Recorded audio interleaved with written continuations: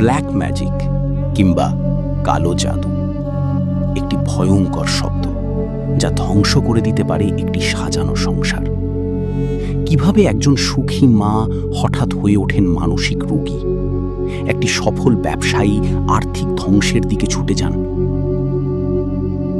এটি শুধু সাধারণ মানুষদের সাথেই ঘটেনি। এই পৃথিবীর সর্বশ্রেষ্ঠ মানব, আমাদের প্রিয় নবী হযরত মুহাম্মদ সাল্লাল্লাহু আলাইহি ওয়াসাল্লামও এই কালো জাদুর শিকার হয়েছিলেন। কিন্তু প্রশ্ন হল, তিনি কি পারতেন না?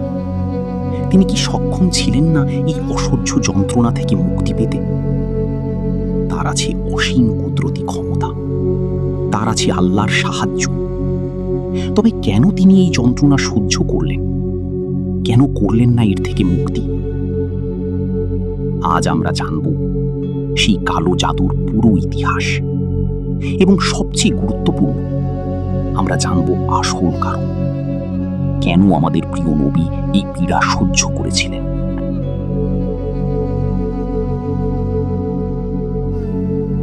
আসসালামু আলাইকুম ওয়া রাহমাতুল্লাহি ওয়া বারাকাতুহু।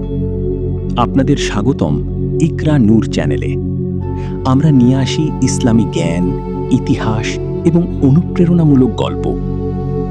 যদি আপনি এই চ্যানেলে নতুন হয়ে থাকেন, তাহলে অবশ্যই চ্যানেলটি সাবস্ক্রাইব করুন এবং নোটিফিকেশন বেল চাপ দিন। ইনশাআল্লাহ আমাদের প্রতিটি ভিডিও আপনার হৃদয় স্পর্শ করবে এবং আপনাকে দেবে নতুন দৃষ্টিভঙ্গি। এখন আসুন আমরা ঢুকে পড়ি সেই অন্ধকার অধ্যায়ে। মদিনার রাত। বালিশে মাথা রেখে একজন মানুষ শুয়ে আছেন, যার শরীরে লেগেছে এক অদৃশ্য আগুন। তার স্নায়ু কাঁপছে, মনে অস্থিরতার ঝড় বইছে, কিন্তু তার চোখে নেই ক্রোধ, নেই প্রতিশোধের আকাঙ্ক্ষা। এই মানুষ হলেন মুহাম্মদ ইবনে আব্দুল্লাহ সাল্লাল্লাহু আলাইহি ওয়াসাল্লাম, বিশ্ব মানবতার শ্রেষ্ঠ নবী। এবং যে যন্ত্রণা তিনি সেই রাতে অনুভব করছিলেন, তা শুধু তার নিজের নয়, এটি ছিল তার সমগ্র উম্মতের জন্য একটি প্রেমময় উপহার। কথা হলো লবিদ ইহুদির সেই ঘটনার। তিনি ছিলেন একজন কালো জাদুকর, তার হৃদয় ছিল অন্ধকারে নিমজ্জিত। নবীর আগমন, যিনি আলোর বার্তা নিয়ে এসেছিলেন, তা তার অন্ধকারকে কাঁপিয়ে দিয়েছিল। প্রতিটি গাঁটে ফুঁ দিয়েছিল তার অভিশাপ, তার অন্ধকার আবৃত্তি, এবং সেই সুতা লুকিয়েছিল সবচেয়ে অপবিত্র জায়গায়, এক কূপের ভেতর। এটি ঘটেছিল যখন নবী দারুল আরকাম থেকে বের হয়েছিলেন। তার শরীর অনুভব করেছিল এক বিচিত্র অনুভূতি, যেন হাজার সুই তাকে বিঁধছে। তার মন ছিল অস্থির, তার চিন্তা ছিল বিক্ষিপ্ত, কোনো কিছু তাকে সঠিক মনে হচ্ছিল না। আপনার প্রিয়জনদের কথা চিন্তা করুন, যারা কালো জাদুর শিকার হয়েছেন।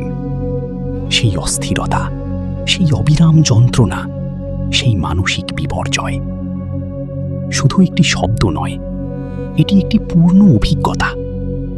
এবং নবী সাল্লাল্লাহু আলাইহি ওয়াসাল্লাম প্রতিটি মুহূর্ত এটি অনুভব করছিলেন। আল্লাহ তাআলা জানতেন নবী সেই জাদুর প্রভাব অনুভব করছেন, এবং আল্লাহ তাকে সাহায্য করতে পারতেন অবিলম্বে, কিন্তু তিনি তা করেননি। কেন? কারণ রহমানুর রহিম, দয়াশীলদের দয়ালু, তার উম্মতকে কিছু শেখাতে চেয়েছিলেন। তিনি চেয়েছিলেন তার উম্মত যেন জানতে পারে কালো জাদু কতটুকু ভয়ঙ্কর হতে পারে, কতটুকু অমানবিক যন্ত্রণা এটি আনতে পারে, এবং সেই বোঝাপড়া থেকেই জন্ম নিতে পারে সাবধানতা, সতর্কতা, আত্মরক্ষা। নবীর প্রতিটি পীড়া ছিল তার উম্মতের জন্য একটি মানবিক পাঠ।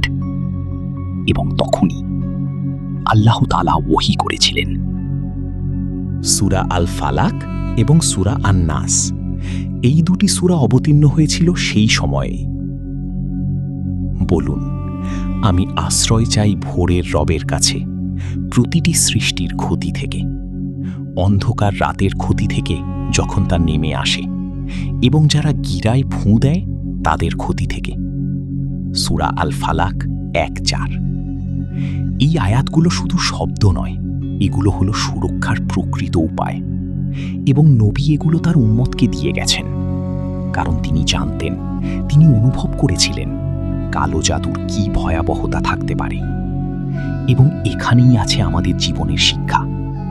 আপনার যখন মনে হয় যে জীবন অসহনীয়, যখন অজানা শক্তি আপনাকে নিচে টেনে ধরে, যখন আপনার চিন্তা বিক্ষিপ্ত এবং মন বিশৃঙ্খল, তখন মনে রাখুন নবী সাল্লাল্লাহু আলাইহি ওয়াসাল্লাম এই যন্ত্রণা সহ্য করেছেন আপনার জন্য, যাতে আপনি জানতে পারেন এটি কি, এটি কেমন এবং এটির থেকে কিভাবে বাঁচতে হয়। সূরা আন-নাস বলে, বলুন, আমি আশ্রয় চাই মানুষের রবের কাছে, মানুষের রাজার কাছে, মানুষের মাবুদের, ইলাহের কাছে, তার কুমন্ত্রণ দেওয়া অনিষ্টকর শয়তানের কাছ থেকে, যে মানুষের বুকে কুসংযশ করে দেয়। সূরা আন-নাস। নবী আপনাকে এই দোয়া দিয়েছেন। এটি শুধু শব্দ নয়, এটি হলো প্রজন্মের পর প্রজন্ম ধরে চলা এক অবিরাম সুরক্ষা, একটি আধ্যাত্মিক শক্তি। কারণ তিনি যা সহ্য করেছেন তা আপনাকে আর সহ্য করতে হবে না। তার স্থানে আপনি পাবেন আল্লাহর সুরক্ষা, তার শব্দ, তার নির্দেশনা। এই হলো নবীর সাল্লাল্লাহু আলাইহি ওয়াসাল্লামের অপূর্ব রহমত। তিনি নিজে যন্ত্রণা ভোগ করেছেন যাতে আপনি রক্ষা পান। তিনি নিজে দুর্বল হয়েছেন যাতে আপনি শক্তিশালী হন। তিনি নিজে পীড়িত হয়েছেন যাতে আপনি আরামদায়ক থাকতে পারেন। এটি হলো আসল নবুয়ত, এটি হলো আসল ভালোবাসা, এবং এটি হলো মহান আল্লাহর পক্ষ থেকে একটি চিরস্থায়ী উপহার। তাই প্রতিদিন যখন আপনি সূরা আল ফালাক এবং সূরা আন-নাস পড়েন, জানুন এই শব্দগুলো আপনার রক্ষক নবী আপনার জন্য রেখে গেছেন। এবং প্রতিটি পাঠে, প্রতিটি আশ্রয়ের দোয়ায় আপনি সংযুক্ত হচ্ছেন সেই অনন্ত মহত্বের সাথে, যিনি নিজের জন্য নয়, তার উম্মতের জন্য যন্ত্রণা সহ্য করেছিলেন। এবং এর চেয়ে বড় রক্ষা নেই, এর চেয়ে বড় ভালোবাসা নেই, এর চেয়ে বড় দায়িত্ব আমাদের নেই।